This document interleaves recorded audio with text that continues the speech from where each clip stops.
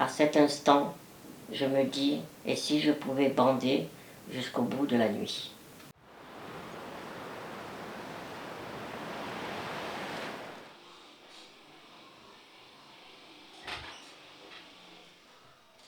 Aubagne. Voilà, mon train s'arrête là. Fin du voyage. Ce trajet vers Aubagne, c'est comme un retour vers le passé. Un passé. Un passé que je n'ai pas vécu, mais dont je vais tenter de saisir ce qui reste. Ce passé, c'est celui de Charlie. Il a fait le silence dans sa maison et a invité ses souvenirs le temps de nos week-ends passés ensemble.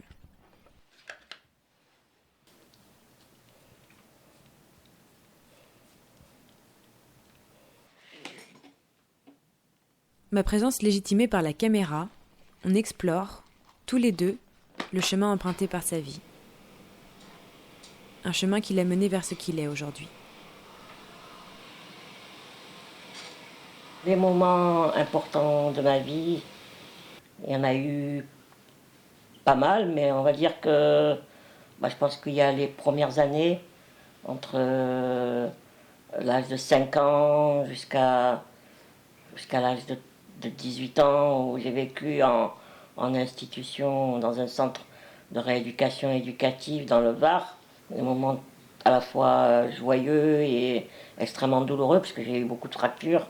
Mais je me souviens de cette dame qui travaillait la nuit, qui était très forte, qui avait des mains très très belles, enfin très, très rondes et tout, qui me prenait dans ses bras, qui m'emmenait sur le popo, et puis avec ce parquet glacé, ça c'est mes pieds qui étaient sur le parquet.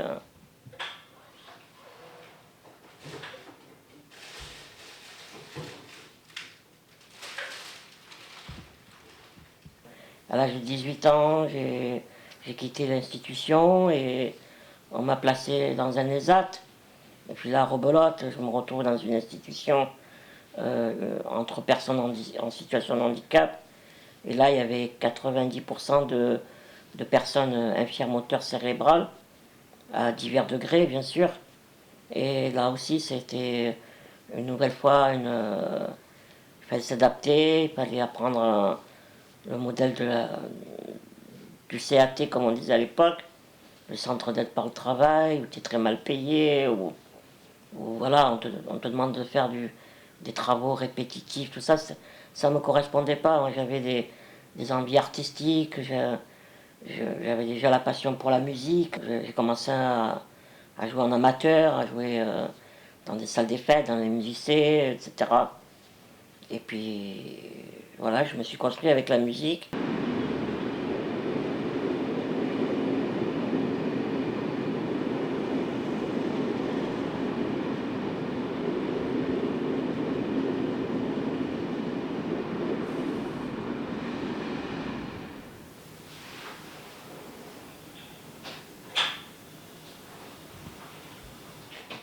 C'était pas un ado tranquille, c'est pas un ado qui était dans mon coin à lire des bouquins ou à écouter de la musique, non, non. J'étais assez agité, voire très agité. Avec les filles qui m'intéressaient, j'ai bien essayé d'aller draguer. Je me souviens de mon premier flirt. C'était assez drôle.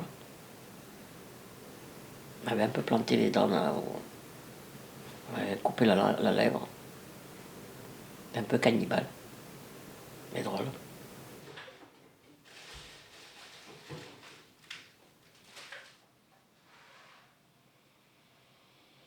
Dans les tout premiers restaurants musique dans lequel je jouais au bagne, là c'était chaud, là, ouais, là j'étais fracassé presque tous les soirs. Je buvais pas mal. Alors, on avait passé un deal avec le patron, c'est qu'il me payait pas, mais il me nourrissait et je buvais à l'œil.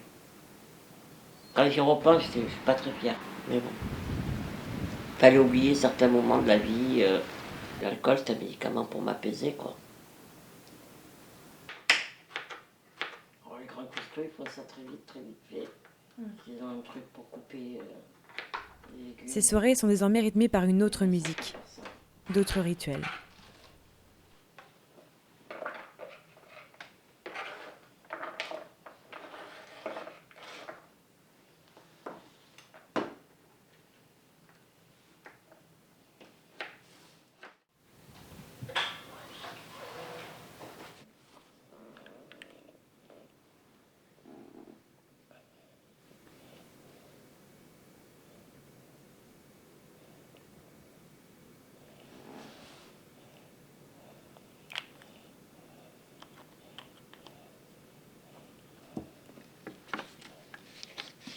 À l'époque où je fréquentais les pianos-bars, j'avais souvent des contacts avec la gente féminine. Elle venait vers moi parce qu'elle me voyait jouer, tout ça. Là où ça se crispait, c'est quand je rentrais dans quelque chose qui est plus séduction. Alors, il y en avait qui me disaient, hein, ah mais moi je pensais que personne handicapée, voilà quoi, c'était toujours une espèce de fantasme. De l'ange, quoi. Je suis un être asexué.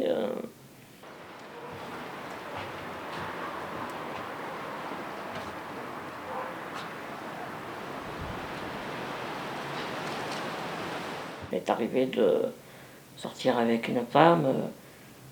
J'étais dans la chambre d'amis, elle dormait avec moi, et son mec, il dormait à côté, et il n'a même pas pensé que, même s'il savait que sa femme, ou la femme avec qui il est, a été dans la chambre à côté, il pensait que j'étais juste là pour faire un câlin, comme on serait avec un enfant, quoi.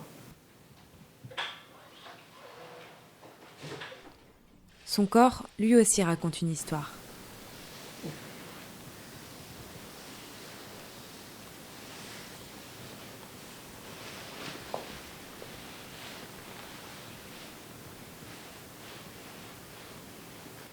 Ça va les doigts en ce moment? Aujourd'hui, il y a le Mistral, je sens que c'est plus. Il n'y a plus les poussées inflammatoires comme tu faisais. Hier, Margot elle m'a touché la main, elle m'a dit qu'elle est même bouillante. Ah ouais, quand elle touché la main, elle était très chaude hier, je me sentais. Mais moi, ça fait un moment que Mistral, je me souviens d'une rencontre d'un monsieur qui a inspiré le film National 7. Et c'est un monsieur qui a une maladie génétique, dégénérative, où il vit sur un fauteuil allongé, il a pratiquement, il parle presque pas, ou très peu, quelques mots comme ça. Il est totalement immobilisé. Et puis, moi, quand je l'ai vu, on a un peu parlé, j'ai pris du temps. Et puis, il m'a fait comprendre que malgré sa maladie qui évolue, malgré son handicap, ben, il a des désirs. Il a des érections, il a des envies, c'est dans sa tête, c'est dans son corps.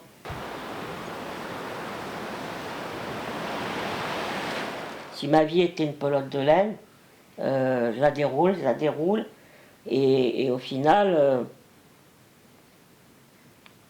je suis arrivé au monde grâce à une relation sexuelle. Donc, il va falloir que je termine mon combat par une relation sexuelle.